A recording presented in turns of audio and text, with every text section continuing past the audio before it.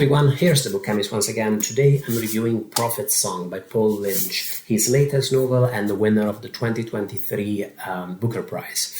I'm not much for dystopia these days, but I've been asked to review this book for the Italian magazine La Balena Bianca. If you read Italian, that's an awesome online literary cultural magazine. Highly recommend that. There's links to it in the description box. And I was quite intrigued by the novel's premise of a contemporary Ireland that descends into a right-wing dictatorship. Before I talk about dystopia, though, I think it's important to remark that this is a brilliant book when it comes to talking about the trauma of disappearance. The trauma of having someone in your life, a beloved person in your life, disappear into thin air. Elena Ferrante's My Brilliant Friends series talks about the same trauma beautifully, but Paul Lynch in Prophet's Song digs even deeper into the psyche of a character, his protagonist Eilish, whose husband disappears after a union march is crushed by the police in this right-wing Ireland. Eilish's husband disappears and he's nowhere to be found. The reason why narrative, I think, is such a good vehicle to talk about this type of trauma, to talk about disappearance and its effects, is because as we read the novel, as I read Prophet's Song, as I continued through its chapters, through the narrative, all the possible events that might have befallen Eilish's husband were all alive in my mind. Her husband could be alive in a prison, maybe he'd been kidnapped, maybe something horrible had happened to him. And all of these situations were very much alive in my horizon, in the horizon of the story, in the same way as all of these opportunities, or all of these possibilities, from the most hopeful and positive to the most dreadful, are alive in the minds of the relatives of somebody who's disappeared. The effect of this is paralyzing. It prevents people from moving forward with their lives, taking effective steps, thinking clearly. And it is an effect on which this dictatorship really counts. This uncertainty that exists in the Ireland described of the novel, where all of the relatives of these people who have disappeared are living in this state of suspended life, of hope and despair, is something that the government exploits very effectively and very hideously. Eilish's optimism at the beginning of the book feels fairly rational. Her husband's disappearance still seems like nothing more than a terrible mistake. But as the book progresses, it starts to seem more and more like a case of stubbornness, up to the point where it looks very much like denial. The evolution of Eilish's psyche is conveyed brilliantly in the novel, which is it's all structured along these very thick paragraphs without many breaks at all. And this conveys a certain sense of inescapability, the continuity really of Eilish's thoughts, as she keeps worrying about her husband, she keeps ruminating on her situation, what the right thing to do is, what her options are, while at the same time having to raise a family, to think about her 4 children. There's always the need to put food on the table, always the need to take the kids to school, to wherever they need to go, make sure they're home in time before dinner, in time before the curfew.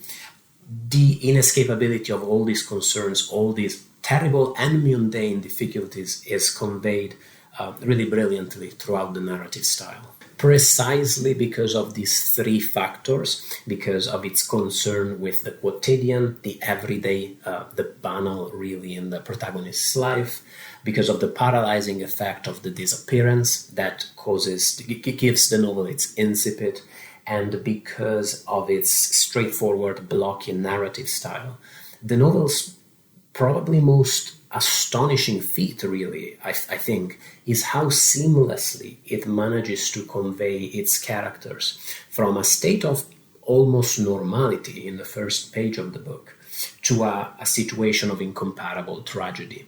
Prophet Song is a book that shows how naturally some people's lives might change drastically, really, how simple these sorts of shifts are. They're not the stuff of epic poems or unlikely science fiction. They're very mundane events that cause lives to change irredeemably in this sense.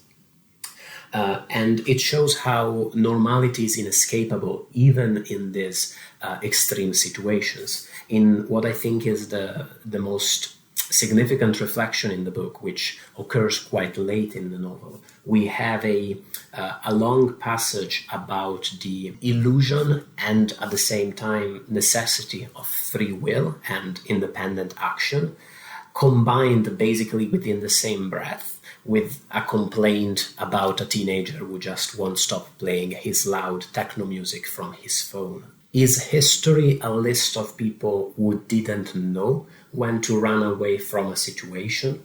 Or is history a list of people who couldn't run away, who didn't have this opportunity, even though it might look like they did from us, from outside their circumstances? This is the question that Prophet Song asks of its characters and of us as its readers. It's an incredibly bleak book. At times, some of its passages reminded me of Cormac McCarthy at his most grim. But it's also a book that's full of moments of tenderness. And there is one scene where Eilish and her son are stuck in a car driven by a clown that is just plain hilarious. I also think that this is a book that escapes the somewhat self-commiserating tone that you find in a lot of dystopian fiction. Dystopia is a genre that's very good at imagining the collapse of liberal democracy, but very often it doesn't really address the fact that the inequalities that are generated by liberal states end up fueling precisely those right-wing systems that usually cause the dystopias in the first place. Instead, for all that, Prophet Song, it's been hailed as a document about the current state of our world, the evolution of many of our states toward ever more virulent right-wing positions. I actually think that the novel's concerns are more universal than that. Its concerns go beyond specific political situations and deal with both the banality and the inescapability of evil.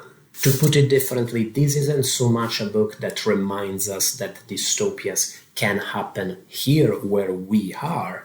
It's a book that reminds us that dystopias have always happened and they are still happening. And these days, watching the news, especially the news from Palestine, gives us a clear sense of that.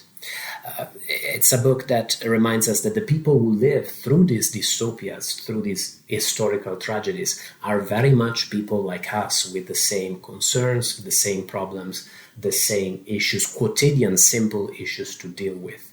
And I know that that sounds like a very banal thing to say, a very simple thing to say, but only a really great novelist can show you the truth in some similarly banal, similarly simple statement and make you truly understand it and connect with the predicament of the characters living through these times. I think Prophet Song is a challenging but great novel, and I'm looking forward very much to hearing what you thought of it, whether you had a similar experience, whether you had any issues with the book, you maybe weren't convinced by certain aspects of it. Let me know what you think in the comments, and thank you as always for watching the review. Thanks to my Patreon for supporting the YouTube channel, and bye everybody.